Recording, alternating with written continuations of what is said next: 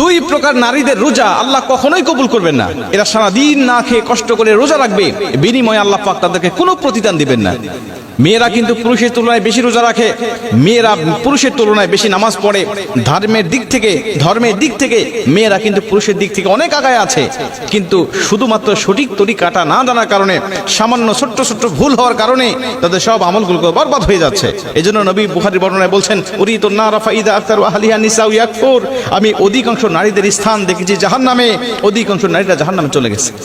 দুই প্রকার নারীদের রোজা কবুল হয় না। তার মধ্যে প্রথম নম্বর, এক নম্বরে নবীজি বলেন, যারা স্বামীর অবাধ্য স্ত্রী, যারা স্বামীর অবাধ্য স্ত্রী, এদের উপরে আল্লাহ পাকের লানত থাকে সর্বসময়, নবীজির লানত থাকে, ফেরেশতাদের লানত থাকে।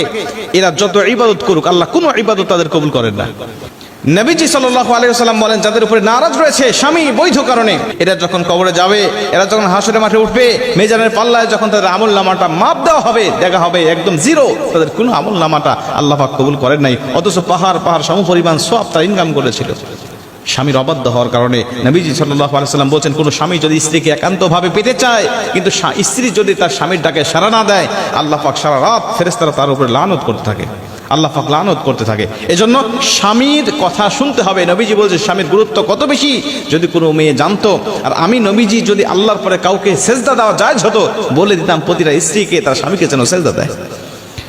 মুসলমান ভাইরা আমার, দুই নম্বরে নবীজি সাল্লাল্লাহু আলাইহি ওয়াসাল্লাম বলেন, ওই সমস্ত নারীদের কোনো ইবাদত আল্লাহর দরবারে কবুল হয় না যেই সমস্ত স্ত্রীরা, যেই সমস্ত মেয়েরা বেপর্দায় চলাফেরা করে। আজকে রমজান মাস, দেখবেন মার্কেটে চলে যাবেন, রাস্তাঘাটে বিভিন্ন জায়গায় শপিং মলে দেখতে পাবেন অধিকাংশ জায়গায় বেপর্দা নারীর সরাসরি।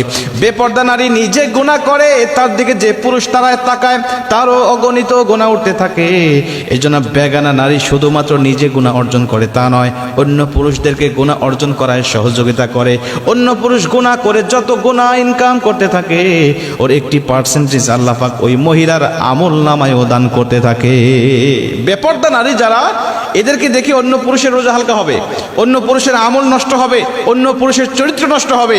আর ও বেপর্দায় চলার কারণে আল্লাহ পাক তার আমল নামাটাকেও ঘাটতি করে দিবেন, তাকেও গুনাহ দিবেন, আল্লাহ পাক তার স্থানটাকেও জাহান্নামে করে দিবেন। এরা অনেক সওয়াব ইনকাম করেছে, অনেক নফল নামাজ পড়েছে, অনেক ফরজ রোজার পাশাপাশি নফল রোজাও রেখেছে, কিন্তু বিনিময়ে তাদের আমল নামাটা চির হয়ে থাকবে। কেন?